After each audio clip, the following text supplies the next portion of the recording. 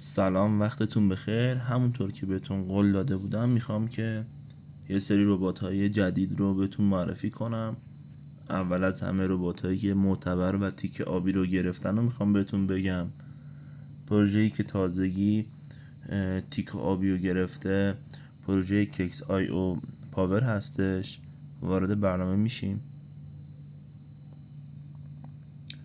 ببین، شما یه حالت تب دارید که من انجامش دادم. 100 تا سکه رو میتونید روزانه از اینجا ازشون بگیرید. الان 1 ساعت و 54 دقیقه دیگه تایم این موضوع تموم میشه و من میتونم دوباره 100 تا سکه‌مو اینجا بگیرم. یه قسمت تست دارید که حالا بریم یکیشون رو انجام بدیم با هم دیگه.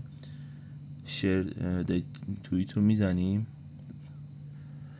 وارد توییتر میشه، چند ثانیه صبر میکنیم و بعدش خارج میشیم.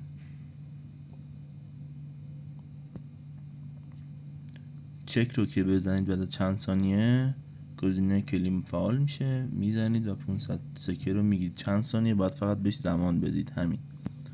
گزینه فارم رو میزنیم، استارت فارمینگ رو میزنیم، خودش شروع میکنه به فارم کردن. بالا هم تایمر میندازه، به ما میگه که 4 ساعت دیگه بیا و سکه هایی که تو این تایم برات فارم شده رو کلیم بزن و برداشت کن. از قسمت اسکواد هم که شما میتونید رفرال بگیرید و چیز دیگه ای نداره این برنامه.